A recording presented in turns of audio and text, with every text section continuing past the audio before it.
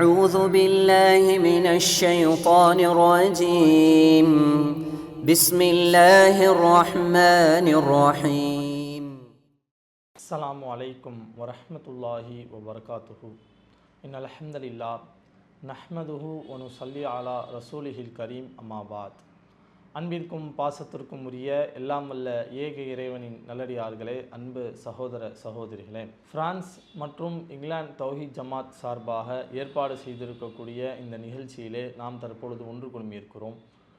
இந்த நேரத்தில் இறை அருள் பெற வாழ்ந்திடுவோம் என்ற தலைப்பின் கீழாக தொடர்ச்சியாக நாம் சில தரவுகளை பார்த்திருக்கிறோம். அந்த அடிப்படையில் போன தொடரில் இறைவனுடைய அருள் ஒரு மனிதனுடைய வாழ்க்கைக்கு எவ்வளவு முக்கியமானது, அவனுடைய மறுமை வெற்றிக்கு எவ்வளவு அவசியமானது, அத்தியாவசியமானது, அதே போன்று இறைவன் தன்னுடைய அடியார்கள் மீது எப்படி அருளுடையவனாக அளவற்ற அருளாளனாக இருக்கிறான் என்பது தொடர்பான செய்திகளை எல்லாம் போன தொடரில் நாம் பார்த்தோம்.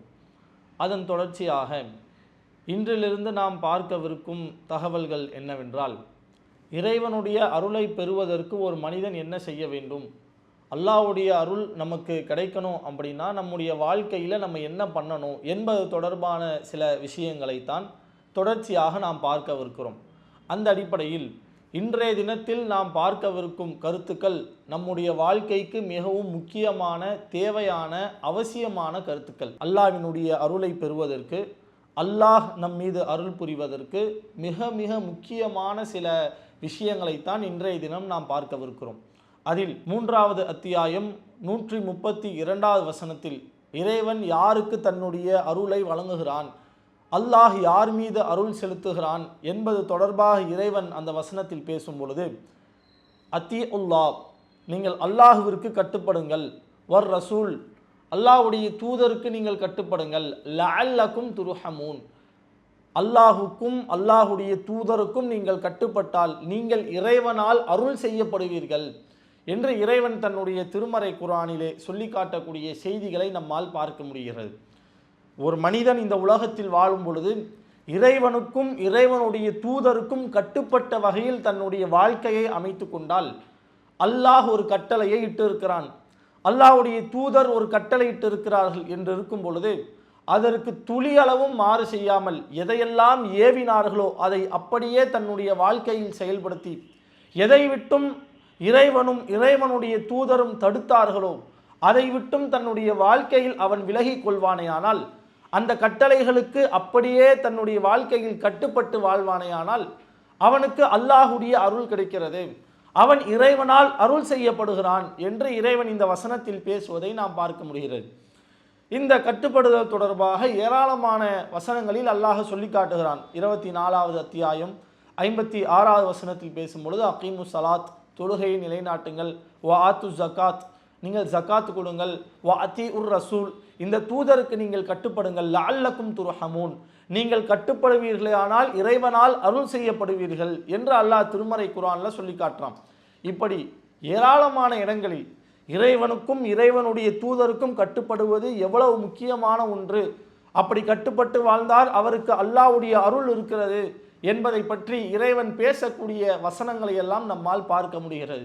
யா அய்யுஹல்லதீன ஆமனூ, நம்பிக்கை கொண்டவர்களே, அத்தீஉல்லாஹ வ அத்தீஉர் ரசூல், அல்லாஹ்வுக்கு நீங்கள் கட்டுப்படுங்கள், அல்லாஹ்வுடைய தூதருக்கு நீங்கள் கட்டுப்படுங்கள், வ உலில் அம்ரி மின்கும், உங்களில் அதிகாரம் படைத்தவர்களுக்கு நீங்கள் கட்டுப்படுங்கள், ஃபைன் தனாஸஅதும் ஃபீ ஷை, ஏதேனும் ஒரு விஷயத்தில் உங்களுக்கு மத்தியில் கருத்து வேறுபாடு வருமேயானால் ஃபர்தூஹு இலல்லாஹ், அல்லாஹ்விடத்தில் நீங்கள் செல்லுங்கள், அவனுடைய தூதரிடத்தில் நீங்கள் செல்லுங்கள் என்றெல்லாம் இறைவன் தன்னுடைய திருமறை குர்ஆனிலே சொல்லி காட்டுகின்றான். அல்லாஹ்வுக்கு கட்டுப்படணும், அல்லாஹுடைய தூதருக்கு கட்டுப்படணும். அதே போன்று இறைவன் காட்டித்தந்த அடிப்படையில், அல்லாஹ் காட்டித்தந்த அடிப்படையில் ஒருவர் ஆட்சி புரிவாரேயானால் அந்த ஆட்சியாளருக்கு சரியான முறையில் கட்டுப்பட வேண்டும் என்பதையெல்லாம் இறைவன் திருமறை குர்ஆனிலே சொல்லி காட்டுகின்றான்.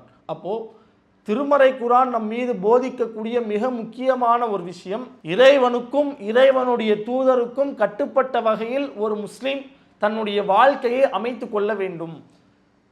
இஸ்லாம் அப்படின்ற இந்த மார்க்கமே என்னங்க? இஸ்லாம்ன்ற இந்த மார்க்கத்தினுடைய பொருளே கட்டுப்படுதல். ஒருவன் முஸ்லீமாக இருக்கிறான் என்றால் அவன் இறைவனுக்கு கட்டுப்பட்டு வாழக்கூடியவன் என்பதுதான் அந்த வார்த்தையினுடைய கருத்தாவே இருக்குது. அந்த வார்த்தையுடைய பொருளே அதான், இஸ்லாம்னாலே கட்டுப்படுதல். ஆனால் இந்த இஸ்லாமிய மார்க்கத்தை ஏற்றுக்கொண்ட முஸ்லிம்கள் பெயரளவில் தங்களை இஸ்லாமியர்களாக அடையாளப்படுத்திக் கொள்கிறார்களே தவிர உண்மையிலேயே இறைவனுக்கும் இறைவனுடைய தூதருக்கும் கட்டுப்பட்ட வகையில்தான் தங்களுடைய வாழ்க்கையை அமைத்துக் கொள்கிறார்களாம். எல்லா இஸ்லாமியர்களுடைய வாழ்க்கையும் இப்படித்தான் இருக்கிறதா? அல்லாஹுக்கு கட்டுப்பட்ட வகையில், அல்லாஹுடைய தூதர் காட்டி தந்த அடிப்படையில் தங்களுடைய வாழ்நாளில் இருக்கக்கூடிய எல்லா செயல்பாடுகளையும் அமைத்துக் கொள்கிறார்களா என்றால் இல்லை. எல்லா விஷயத்திலும் எதையெல்லாம் அவர்களால் செய்ய முடியுமோ, எதுவெல்லாம் அவர்களுக்கு எந்த பிரச்சனையும் இல்லையோ அது எல்லாவற்றையும் அல்லாஹ் சொன்னதை போன்று செய்வார்கள், அல்லாஹுடைய தூதர் சொன்னதை போன்று செய்வார்கள். ஆனால் எதையெல்லாம் அவங்களால செய்ய முடியாதோ, எதெல்லாம் அவங்களுக்கு செட் ஆகலையோ அதையெல்லாம் அப்படியே விட்டுருவாங்க. ஒரு சில விஷயத்தை ஏற்றுக்கொண்டு ஒரு சில விஷயத்தை அப்படியே தட்டி கழித்து விடுவார்கள். இப்படித்தான் ஒரு இஸ்லாமியன் இருக்க வேண்டுமாம்? இதுதான் இறைவனுக்கும் இறைவனுடைய தூதருக்கும் கட்டுப்பட்ட வகையில் ஒருவன் தன் வாழ்க்கையை அமைத்துக் கொள்வதாம்? யோசித்து பாருங்கள். நபிமார்கள், நபித்தோழர்கள் எல்லாம் எந்த அளவுக்கு இறைவனுக்கும் இறைவனுடைய தூதருக்கும் கட்டுப்பட்ட வகையில் தன்னுடைய வாழ்க்கையை அமைத்துக் கொண்டார்கள். அல்லாஹ் தன் திருமறை குரானிலே பக்ரா என்ற அத்தியாயத்தில் 2வது அத்தியாயத்தில் இப்ராஹிம் அலைஹிஸ்ஸலாம் அவங்கள பற்றி சொல்லி காட்டுறான். வைதுபுதலா இப்ராஹிம ரப்புஹு பி கலிமாத், இறைவன் இப்ராஹிம் அலைஹிஸ்ஸலாம் அவர்களை சில கட்டளைகளால் சோதித்த போது அவர் அந்த எல்லா கட்டளைகளையும் பூர்த்தி செய்தார், எல்லா கட்டளைகளையும் முழுமைப்படுத்தினார் என்று அல்லாஹ் இப்ராஹிம் அலைஹிஸ்ஸலாம் அவங்கள பற்றி குர்ஆன்ல சொல்லி காட்டுறான். பலவிதமான கட்டளைகள், சோதனை வாய்ந்த கட்டளைகளின் மூலம் இறைவன் இப்ராஹிம் அலைஹிஸ்ஸலாம் அவர்களை சோதித்தான். அந்த கட்டளையெல்லாம் நம்முடைய வாழ்க்கைக்கு வந்திருந்தால் அதில் ஒன்றையாவது நாம் நிறைவேற்றி இருப்போமா என்பதே சந்தேகம். ஆனால் எல்லா கட்டளைகளையும் நபி இப்ராஹிம் அலைஹிஸ்ஸலாம் அவர்கள் நிவர்த்தி செய்தார்கள், முழுமைப்படுத்தினார்கள். எந்த அளவுக்கு? நீண்ட காலங்களாக இப்ராஹிம் அலைஹிஸ்ஸலாம் அவங்களுக்கு குழந்தை பாக்கியம் இல்லை. பிறகு அல்லாஹ் குழந்தை பாக்கியத்தை கொடுக்குறான்.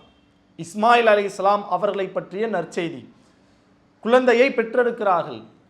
பெற்றெடுத்த பிறகு முதல் கட்டளை, உன்னுடைய மனைவியையும் உன்னுடைய பிள்ளையையும் பாலைவனத்தில் விட்டுவிட வேண்டும். அல்லாஹ்விடமிருந்து முதல் கட்டளை இப்ராஹிம் அலைஹிஸ்ஸலாம் அவர்களுக்கு வருகிறது. இப்ராஹிமே, உன்னுடைய மனைவியையும் உன்னுடைய பிள்ளையையும், பச்சிலம் குழந்தையாக இருக்கிறாங்க, அந்த 2 பேரையும் பாலைவனத்திலே நீ விட்டு வர வேண்டும்.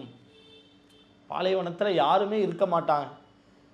தன்னுடைய மனைவியுடைய நிலை என்ன, தன்னுடைய பச்சிலம் குழந்தையினுடைய நிலை என்ன, எதை பற்றியும் யோசிக்காமல் அல்லாஹ்விடமிருந்து வந்த கட்டளையாம், இறைவன் பாதுகாத்துக் கொள்வான், அவர்களை பொறுப்பேற்பதற்கு இறைவன் போதுமானவனாய் இருக்கிறான் என்று இறைவனின் மீது நம்பிக்கை வைத்தவராக அல்லாஹ் என்ன கட்டளையை சொன்னானோ அதை அப்படியே தன்னுடைய வாழ்க்கையில் செய்து காட்டினார்கள்.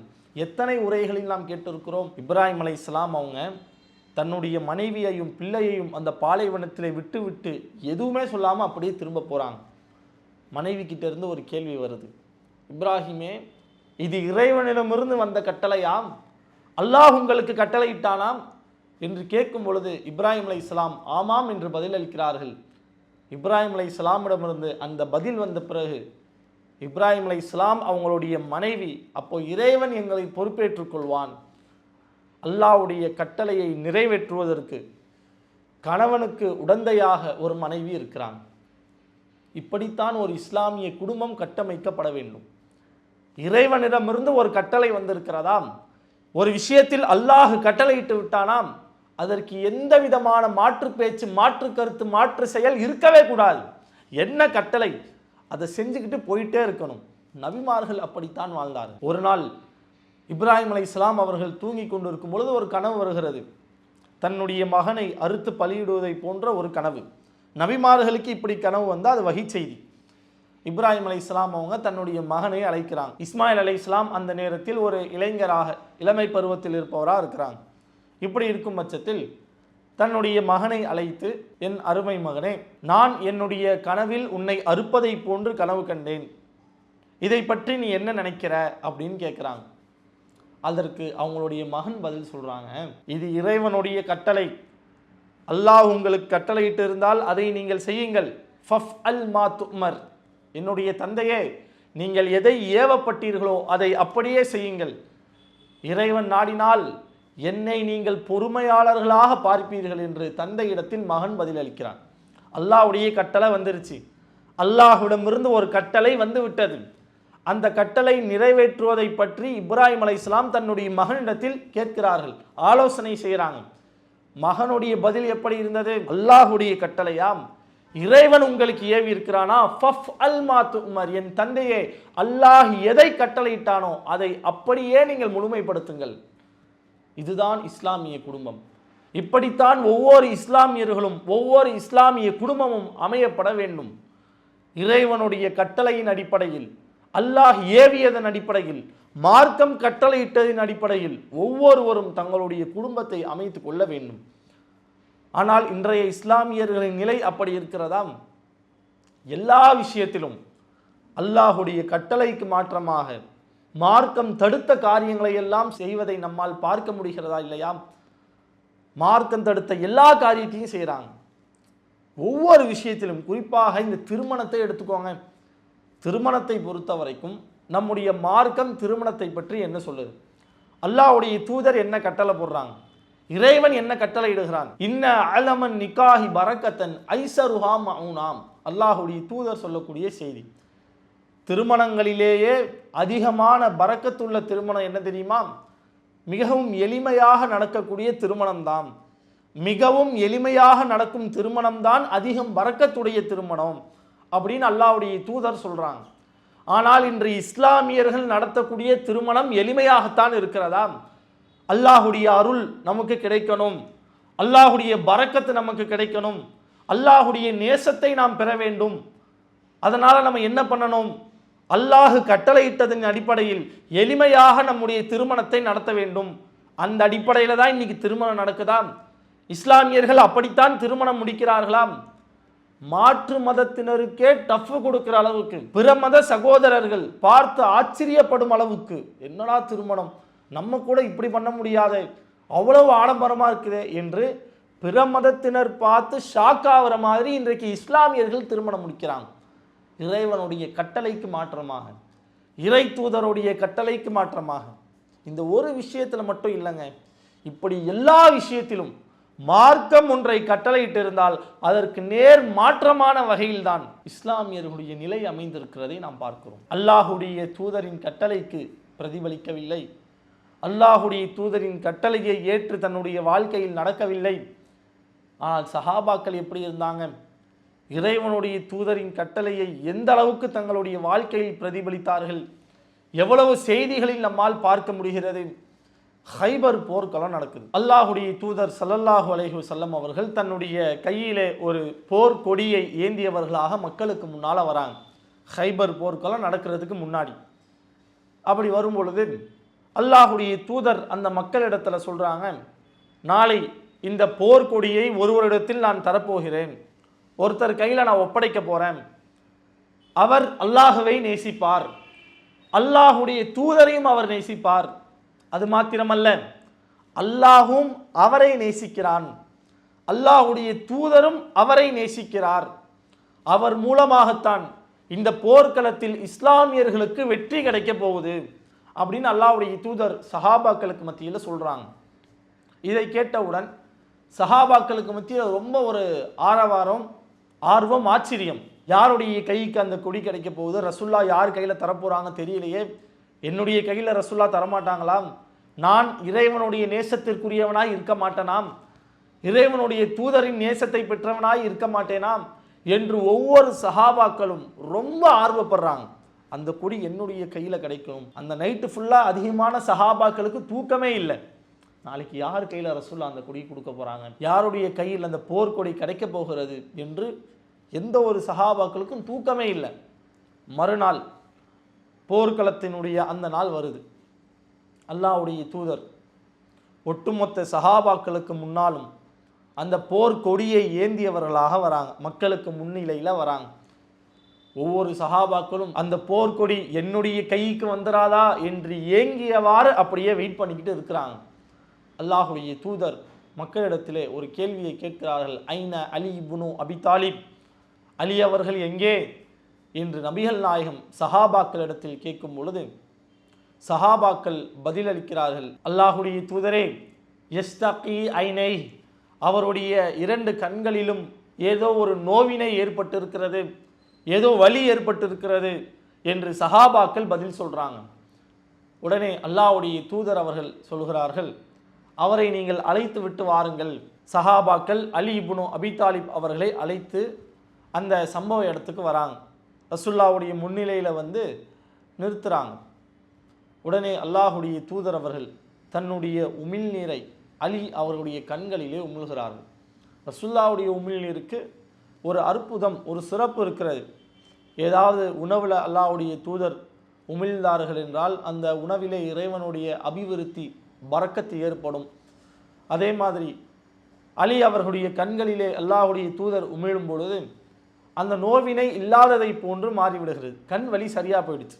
இது ரசூலுல்லாஹ்வுக்கு உரித்தான ஒரு தனி சிறப்பு. நம்மளாம் யாரும் இப்படி ட்ரை பண்ணிடக்கூடாது. நம்மளுடைய உமிழ்நீருக்கு அந்த மாதிரியான ஒரு ஆற்றலாம் அல்லாஹ் கொடுக்கல. யாராவது கண் வலின்னு வந்து நம்ம அவங்களுடைய கண்களில் உமிழ்ந்தோம்னா இருக்கிற கண்ணும் தெரியாமல் போயிடும். இது ரசூலுல்லாஹ்வுக்கு அல்லாஹ் கொடுத்த ஒரு தனி சிறப்பு. அல்லாஹ்வுடைய தூதருடைய உமிழ்நீரில் இறைவன் இவ்வளவு பாக்கியத்தை தந்திருக்கிறான். அந்த அடிப்படையில் அல்லாஹ்வுடைய தூதர் அவர்கள் அலி அவங்களுடைய கண்களில் உமிழ்கிறார்கள். கண்ணு வலி இல்லாத மாதிரி மாறிடுது. அதற்கு பிறகு அல்லாஹ்வுடைய தூதர் அவர்கள் அலி இப்னு அபி தாலிப் அவங்களிடத்தில் அந்த போர்க்கொடியை ஒப்படைக்கிறாங்க. இந்தாங்க பிடிங்க. இன்தலிக், நீங்கள் எதிரியை நோக்கி செல்லுங்கள். லா தல்தஃபித், ஆனால் நீங்கள் திரும்பி விடாதீர்கள். எதுவரையிலும் ஹத்தா யஃப்தஹல்லாஹு அலைக், இந்த போர்க்களத்தில் அல்லாஹ் உங்களுக்கு வெற்றியை தருகின்ற வரை நீங்கள் திரும்ப வேண்டாம். ஒரு கட்டளை. போர்க்கொடியை கையிலே அவர்கள் ஒப்படைத்து விட்டு எதிரி படையை நோக்கி நீங்கள் செல்லுங்கள், ஆனால் நீங்கள் போர்க்களத்தில் திரும்பி வரக்கூடாது. எதுவரையிலும் ஹத்தா யஃப்தஹல்லாஹு அலைக், அல்லாஹ் உங்களுக்கு இந்த போர்க்களத்தில் வெற்றியை தரும் வரை நீங்கள் திரும்ப வேண்டாம். அல்லாஹ் வெற்றியை கொடுத்தாதான் திரும்ப வரணும். வெற்றி கிடைக்கலையாம், எதிரிகளை பார்த்து பயந்து திரும்பி வந்து விடக்கூடாது. உயிர் போனாலும் சரி, வெற்றி கிடைக்கும் வரை நீங்கள் போர் செய்து கொண்டே இருக்கணும், சண்டையிட்டு கொண்டே இருக்கணும் என்ற ஒரு கட்டளையோடு அலி இப்னு அபி தாலிப் அவர்களை அல்லாஹ்வுடைய தூதர் அனுப்பி வைக்கிறார்கள். அலி அவர்களும் அந்த கட்டளையை ரொம்ப ஆழமாக உள்வாங்கிட்டாங்க. கொடியை ஏந்தி எதிரி படையை நோக்கி திரும்பி போகிறாங்க. கொஞ்ச தூரம் தான் போகிறாங்க. ஃபசார அலியுன் ஷைஆ, கொஞ்ச தூரம் அப்படியே நடந்து போகிறாங்க. ரொம்ப தூரம்லாம் போகல. எதிரிகளை நோக்கி செல்லவில்லை. கொஞ்சம் ஒரு 2-3 ஸ்டெப்பு எடுத்து வைக்கிறாங்க. டக்குன்னு ஒரு டவுட் வருது, ஒரு சந்தேகம் ஏற்படுகிறது. நம்ம எதுக்காக எதிரிகளோடு போர் செய்யணும்? அல்லாஹ்வுடைய தூதர் இடத்துல கேட்காம விட்டுட்டோமே, ஒரு சின்ன சந்தேகம். அப்படியே நிற்கிறாங்க. ஆனால் அவர்கள் திரும்பவில்லை. எதிரி படையை நோக்கி சென்ற அந்த நபித்தோழர் அலி இப்னு அபி தாலிப் அவர்கள் ஒரு சந்தேகம் ஏற்படுகிறது. அப்படியே திரும்பாமல் எதிரியை நோக்கி, அந்த திசையை நோக்கி நின்றவர்களாக, யா ரசூலல்லாஹ், அல்லாஹ்வுடைய தூதரே, அலா மாதா உகாத்திலுன் நாஸ், நான் மக்களிடத்தில் எதற்காக வேண்டி போர் புரிய வேண்டும், எந்த காரணத்துக்காக போர் செய்ய வேண்டும் என்று திரும்பாமல் அதே திசையை பார்த்து அந்த நபித்தோழர் கேட்கிறார். எதுக்காக திரும்பல? எந்த காரணத்துக்காக திரும்பல? அல்லாஹ்வுடைய தூதர் சொன்ன கட்டளை. இறைவன் இந்த போர்க்களத்தில் உங்களுக்கு வெற்றியை தரும் வரை நீங்கள் திரும்பக்கூடாது, அல்லாஹ் வெற்றியை தரும் வரை நீங்கள் போர் செய்ய வேண்டும் என்று நபிகளார் கட்டளையிட்டார்கள். அந்த கட்டளையை முழுமைப்படுத்தும் விதமாக, அதை அப்படியே பிரதிபலிக்கும் விதமாக, டவுட்டுன்னு வந்தா கூட, சந்தேகம் ஏற்பட்டாலும் திரும்பாமல் நான் அப்படியே தான் கேட்பேன். சஹாபாக்களுடைய நிலை. ஒரு சின்ன விஷயம். ரசூலுல்லாஹ் என்ன கருத்தில் அங்கே சொன்னாங்க?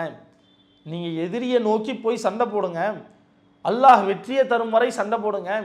ஒருவேளை பயங்கரமான காயம் ஏற்பட்டால் புறமுதுகிட்டு நீங்கள் வரக்கூடாது. அந்த கருத்தில் ரசூலுல்லாஹ் சொன்னாங்க. போர்க்களத்தில் புறமுதுகிட்டு நீங்கள் திரும்பி வரக்கூடாது என்ற கட்டளையில் நபிகளா சொன்னார்கள்.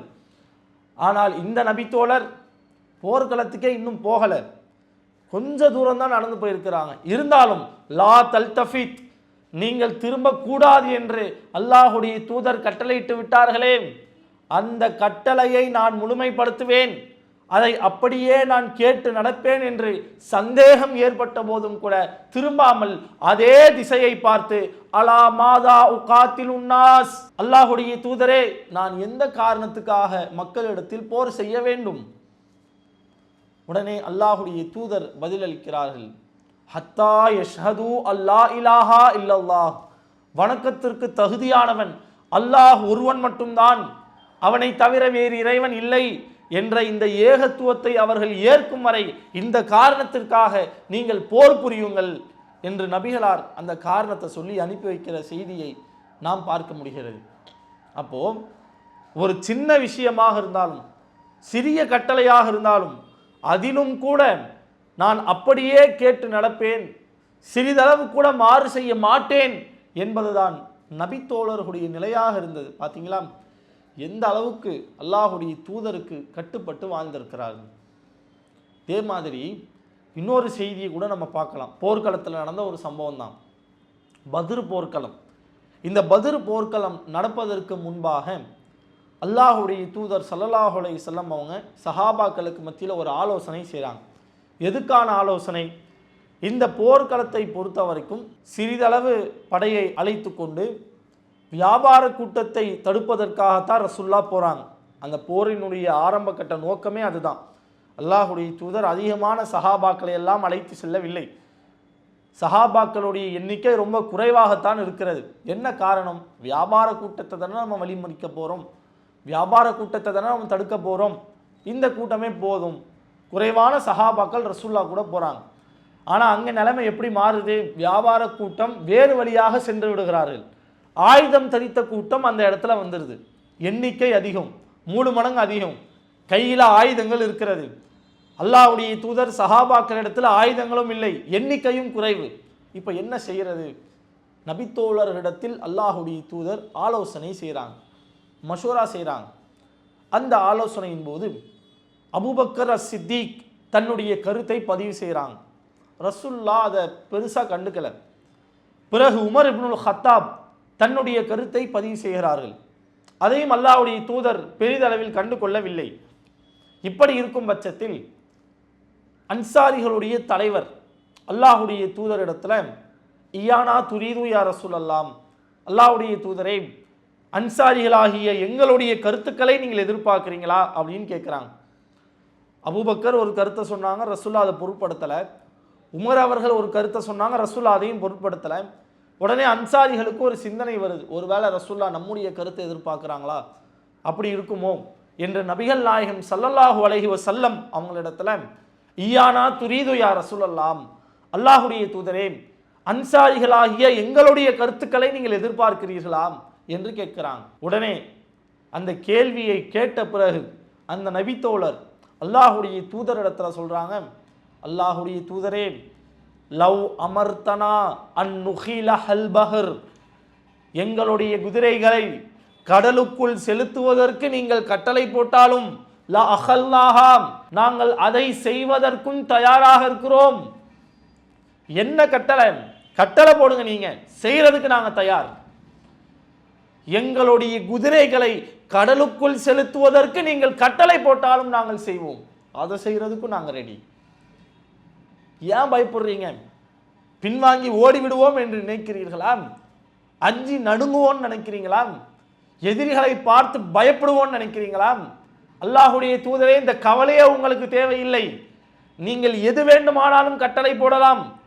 எங்களுடைய குதிரைகளை கடலுக்குள் செலுத்துவதற்கு நீங்கள் கட்டளையிட்டாலும் லா அஹல்நாஹாம், நாங்கள் அதை கூட செய்ய தயாராக இருக்கிறோம். உங்களுடைய கட்டளையை அப்படியே நாங்கள் பிரதிபலிப்போம், உங்களுக்கு கட்டுப்பட்டு நடப்போம். சஹாபாக்களுடைய பதில், அல்லாஹுடைய தூதர் என்ன கட்டளையிட்டாலும் அதை செய்வதற்கு தயாராக இருந்தவர்கள் நபித்தோழர்கள். அப்பேற்பட்ட சமுதாயத்தில் இருக்கக்கூடிய நாம் இறைவனுக்கும் இறைவனுடைய தூதருக்கும் கட்டுப்பட்ட வகையில் நம்முடைய வாழ்வை அமைத்துக் கொள்கிறோமாம்? இன்றைய இஸ்லாமியர்களுடைய வாழ்க்கை அந்த மாதிரி தான் இருக்குதாம்? நபிகளார் காட்டி தந்த அடிப்படையில் தான் இருக்கிறதாம்? யோசித்து பார்க்க வேண்டும். அல்லாஹுடைய தூதர் அவர்கள் சஹாபாக்களுக்கு, பொருளாதாரத்துக்கு சஹாபாக்கள் ரொம்ப சிரமப்படுவாங்க. அந்த நேரத்தில் அல்லாஹ்வுடைய தூதர் ஸல்லல்லாஹு அலைஹி வஸல்லம் அவங்க என்ன செய்வாங்க அப்படின்னா, சஹாபாக்களுக்கு கட்டளை போடுவாங்களாம், அல்லாஹ்வுடைய பாதையில் உங்களுடைய செல்வத்தை நீங்கள் வழங்க வேண்டும். எப்போ? நபித்தோழர்கள் ரொம்ப சிரமமாக இருக்கிற சூழல், சாப்பிட்றதுக்கே வழி இருக்காது, அவங்களுக்கே பொருளாதாரம் ஒன்றும் இருக்காது, பாக்கெட்டில் ஒரு ரூபா காசு இருக்காது. இப்படி சிரமப்படுற நேரத்தில் அல்லாஹ்வுடைய பாதையில் செலவழிக்கணும் அப்படின்னு நபிகளார் கட்டளை போடுவாங்களாம். அப்போ சஹாபாக்களுடைய நிலை எப்படி இருக்கும் என்பதை ஒரு செய்தி நமக்கு தெளிவுபடுத்துகிறது. இதா அமரனா பி சதகாம், அல்லாஹ்வுடைய தூதர் அவர்கள் எங்களுக்கு இறைவனுடைய பாதையில் செலவழிப்பதற்கு கட்டளை போடுவார்கள், அல்லாஹ்வுடைய பாதையில் செலவழியுங்கள் என்று எங்களுக்கு கட்டளையிடுவார்கள். எப்போ? பொருளாதாரத்துக்கு ரொம்ப சிரமப்படக்கூடிய ஒரு நேரம், சாப்பிட்றதுக்கே வழி இல்லாத ஒரு சூழல், அந்த சூழலில் அல்லாஹ்வுடைய பாதையில் செலவிடுங்கள் என்று எங்களுக்கு கட்டளையிட்டால், ஃபன்தலக அஹதுனா இல சூக், எங்களில் ஒருவர் கடை வீதியை நோக்கி விரைந்து செல்வார், கடை வீதியை நோக்கி போவார். நபிகளார் கட்டளையிடுவார்கள், கடை வீதியை நோக்கி இவர்கள் விரைவார்கள். என்ன காரணம்? எதுக்காக போவாங்க? எந்த நோக்கத்திற்காக செல்கிறார்கள்? அல்லாஹ்வுடைய தூதர் கட்டளை போட்டு விட்டார்கள், அல்லாஹ்வுடைய பாதையில் செலவழிக்கணும்னு கட்டளை. பாக்கெட்டில் ஒரு ரூபா காசு இல்லை, என்ன பண்ணுறது? நபிகளாருடைய கட்டளையை நாம் அப்படியே கேட்டு நடக்க வேண்டுமே, நபிகளாருடைய கட்டளையை நாம் அப்படியே பிரதிபலிக்க வேண்டுமே. செலவழிப்பதற்கு காசு இல்லையே, என்ன செய்யலாம்? கடை வீதியை நோக்கி போகலாம். இன்தலக அஹதுனா இல சூக், எங்களில் ஒருவர் கடை வீதியை நோக்கி விரைந்து செல்வார். ஃபயுஹாமில், அவர் மூட்டை சுமப்பார், அதனால் கிடைக்கக்கூடிய பொருளாதாரத்தை அல்லாஹ்வுடைய பாதையிலே செலவழிப்பார். தன்னுடைய தேவைக்காக போகலங்க, தன்னுடைய குடும்பத்தாருடைய தேவைக்காக செல்லவில்லை, தன்னுடைய மனைவிக்காக, தான் பெற்றெடுத்த பிள்ளைகளுக்காக, தன்னை பெற்றெடுத்த பெற்றோர்களுக்காக, அவங்களுக்காகலாம் போகல. அல்லாஹ்வுடைய தூதர் சொன்ன ஒரு கட்டளை, அல்லாஹ்வுடைய பாதையிலே நீங்கள் செலவழிக்க வேண்டும், இறைவனுடைய பாதையில் தர்மம் செய்ய வேண்டும். காசு இருக்கு இல்லை, நபிகளார் கட்டளையிட்டு விட்டார்கள் என்ற காரணத்துக்காக கடை வீதியை நோக்கி விரைந்தார்கள்.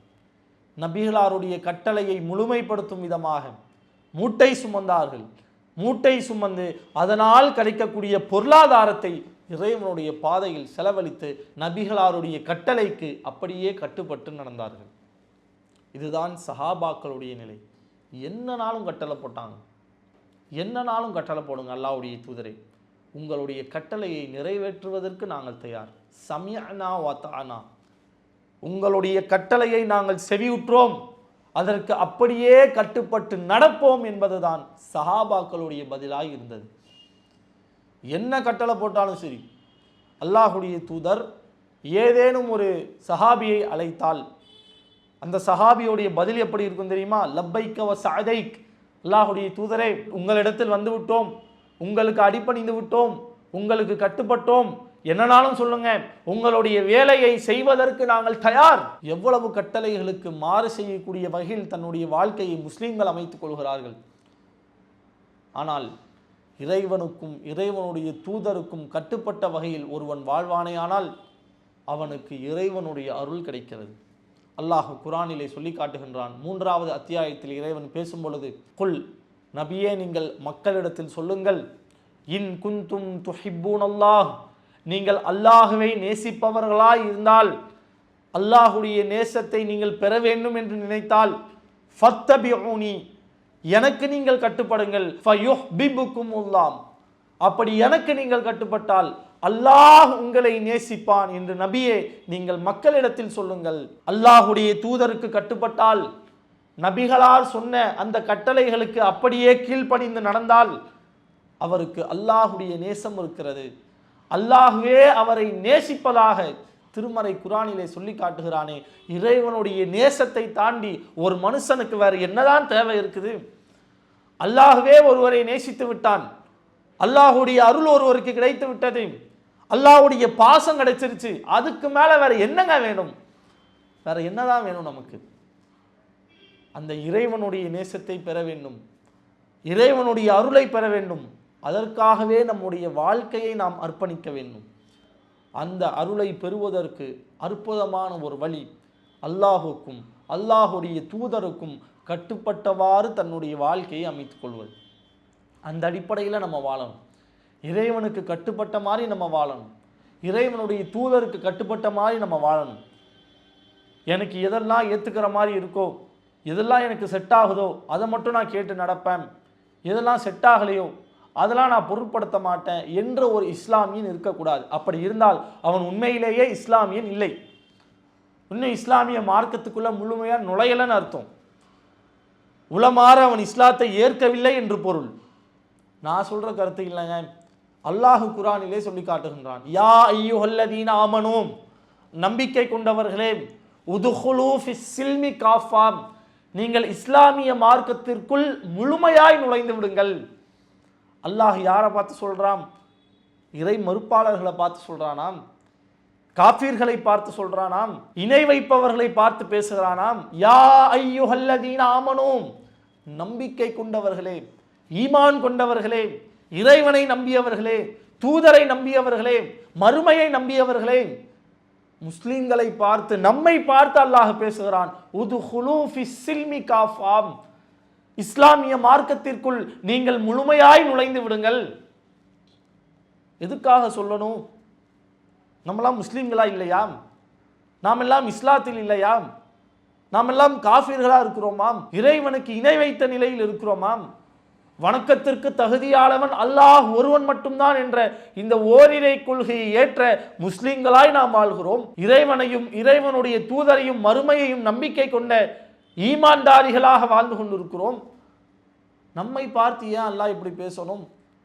நம்மை பார்த்து அல்லாஹ் ஏன் இப்படி சொல்ல வேண்டும்? இஸ்லாமிய மார்க்கத்திற்குள் முழுமையாக நுழைந்து விடுங்கள் என்று ஏன் கட்டளை போட வேண்டும்? காரணம் என்ன? எல்லா கட்டளைகளுக்கும் ஒருவன் கட்டுப்பட்டு நடந்தால்தான் அவன் முழுமையாக இஸ்லாமிய மார்க்கத்திற்குள் வந்து விட்டான். இறைவன் சொன்ன கட்டளைகள், இறைவனுடைய தூதர் சொன்ன கட்டளைகள், இந்த எல்லா கட்டளைகளுக்கும் அப்படியே கட்டுப்பட்டு நடந்தவர்தான் முழுமையாக இஸ்லாமிய மார்க்கத்தை ஏற்றுக்கொண்டவர். சில விஷயத்தை நான் ஏற்பேன், சில விஷயத்தை நான் மறுப்பேன், சில விஷயம் எனக்கு செட் ஆகல, அதெல்லாம் நான் பொருட்படுத்த மாட்டேன் அப்படின்னு இருந்தா அவர் முழுமையாக இஸ்லாத்தை ஏற்காதவராகத்தான் இறைவனுடைய பார்வையில் கருதப்படுகிறார். அல்லாஹுடைய பார்வையில் அவர் முழுமையாக இஸ்லாமிய மார்க்கத்தை ஏற்கவில்லை. சில விஷயத்தை நான் ஏத்துக்குவேன், சில விஷயத்தை நான் ஏத்துக்க மாட்டேன் அப்படின்னு இருக்கிறியா? நீ இன்னும் இஸ்லாத்துல முழுமையா நுழையலப்பா. இஸ்லாமிய மார்க்கத்தை முழுமையாக நீ ஏற்கவில்லை. அந்த மக்களை பார்த்து அல்லாஹ் சொல்லக்கூடிய வாசகம், உதுகுலூ ஃபிஸ்ஸில்மி காஃபா, இஸ்லாமிய மார்க்கத்திற்குள், இறைவனுடைய கட்டுப்பாட்டிற்குள், இறை தூதருடைய கட்டுப்பாட்டிற்குள் முழுமையாய் நீங்கள் வந்து விடுங்கள். உங்களுடைய வாழ்க்கையை முழுமையாக நீங்கள் அர்ப்பணித்து விடுங்கள். அப்படி இருந்தால்தான் நீங்கள் உண்மையிலேயே உண்மையான இஸ்லாமியர்களாக இருப்பீர்கள், முழுமையாக இஸ்லாத்தை ஏற்றவர்களாக இருப்பீர்கள் என்று அல்லாஹ் இந்த வசனத்தின் மூலம் நமக்கு சொல்லித் தருகிறான். எனவே இறைவனுக்கும் இறைவனுடைய தூதருக்கும் கட்டுப்பட்ட வகையில் எல்லா கட்டளைகளிலும் அவர்கள் என்னவெல்லாம் நமக்கு ஏவி இருக்கிறார்களோ அதை அப்படியே செய்யக்கூடியவர்களாக, எதையெல்லாம் விட்டு நம்மை தடுத்திருக்கிறார்களோ அதை விட்டு அப்படியே நாம் விலகி கொண்டவர்களாக இருக்க வேண்டும். இப்படித்தான் சஹாபாக்களுடைய நிலை இருந்தது. ரசூலுல்லாஹும் சரி, இறைவனும் சரி, எந்த கட்டளை போட்டாலும் சம்யனா வதஅனா, செவியுற்றோம் கட்டுப்பட்டோம் என்பதுதான் சஹாபாக்களுடைய நிலை. அந்த நிலையை நம்முடைய வாழ்க்கையிலும் நாம் செயல்படுத்த வேண்டும். எல்லா நேரங்களிலும் எல்லா நிலைகளிலும் இறைவனுக்கும் இறைவனுடைய தூதருக்கும் கட்டுப்பட்ட வகையில் நம்முடைய வாழ்க்கையை நாம் அமைத்து கொண்டால் நிச்சயமாக அல்லாஹுடைய அருள், அல்லாஹுடைய நேசம் நமக்கு கிடைக்கிறது. அந்த இறைவனுடைய அருளை பெறுவதற்காகத்தான் நம்முடைய வாழ்க்கையை நாம் அர்ப்பணிக்க வேண்டும் என்று சொல்லி இன்றைய தினத்தினுடைய உரையை நான் முடித்துக்கொள்கிறேன். இன்ஷா அல்லாஹ் இன்னும் தொடர்ச்சியாக இறைவனுடைய அருளை பெறுவதற்கு நாம் என்னவெல்லாம் செய்ய வேண்டும் என்பதை பற்றி நாம் பார்க்கலாம். வாஹிர் தாவானா அல்ஹம்துலில்லாஹி ரப்பில் ஆலமீன். அஸ்ஸலாமு அலைக்கும் வரஹ்மத்துல்லாஹி வபரகாத்துஹு.